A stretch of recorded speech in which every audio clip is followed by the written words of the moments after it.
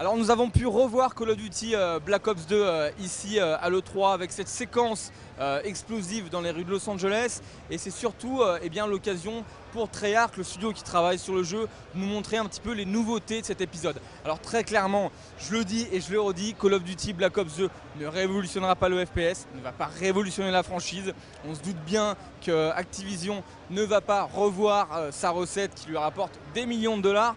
Pourtant, pour la première fois depuis le début, Treyarch, qui est un studio que je considère comme étant très talentueux, eh bien, s'émancipe un peu du cahier des charges pour nous proposer davantage de nouveautés, quelques innovations d'un point de vue du gameplay, mais aussi de la direction artistique. Vous allez voir, on va en parler plus précisément. Alors sur le gameplay, eh bien, on aura des choix, on le voit, ce sera à la fois des choix narratifs, mais aussi des choix en termes de gameplay, par exemple aller soit à droite soit à gauche. Si on va à gauche, eh bien, on peut utiliser le sniper pour aider ses collègues. Si on va en bas, on a des combats un peu plus rapprochés. Alors voilà, cette nouveauté forcément ne va pas changer la face du monde, mais ça a au moins le mérite d'ajouter un petit peu eh bien, de diversité à ces missions qui pour beaucoup paraissaient un peu trop linéaires. Et justement, face à ce côté eh bien, répétitif et linéaire qui était beaucoup pointé du doigt hein, même par les fans et puis par les autres joueurs, eh bien, Treyarch a décidé d'opter pour un système de missions un peu alternatif qui viendront s'intercaler régulièrement.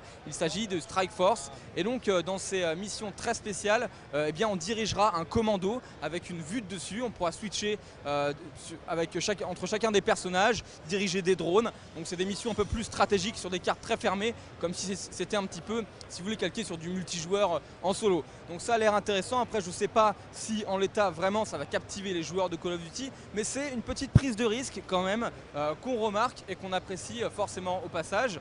Alors l'histoire se déroule dans le futur et il est question d'une guerre des drones. Voilà, et c'est vrai que Treyarch, pour le coup, a quand même élaboré un scénario qui est un peu plus réfléchi, un peu plus riche que d'habitude, avec des éléments futuristes, mais qui reste cohérent quand même.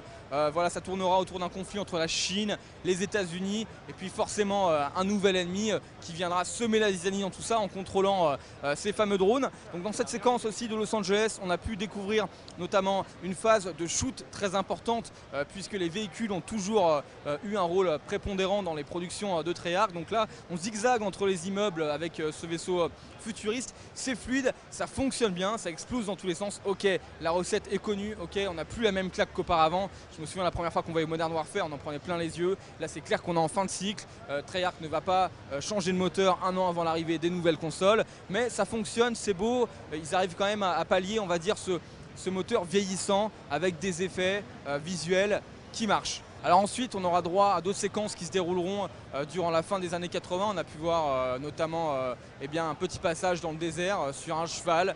Alors voilà, on nous promet beaucoup de diversité, en tout cas dans les environnements, mais aussi eh bien, dans les lieux qu'on va visiter. Ça, c'est très important. On va faire un petit peu parcourir tous les points chauds de la planète. Et concernant le multijoueur, c'est vrai que pour le moment, on n'en sait pas vraiment plus. Activision se garde les détails sous le coude, sans doute pour la fin du mois d'août, le code XP. Mais on sait que Treyarch va clairement focaliser eh bien, la plupart de ses ressources sur les modes zombies. On nous annonce plus de zombies, des modes exclusifs, parce qu'on sait que les fans forcément adorent ça. Alors je rappelle pour finir que ce Call of Duty Black Ops 2, qui est pour moi l'épisode le plus ambitieux de la série, puisque forcément ils arrivent à l'aboutissement d'un travail, hein, même Treyarch après 5 années à avoir travaillé sur la franchise, il est attendu pour, comme d'habitude, eh bien, le courant du mois de novembre.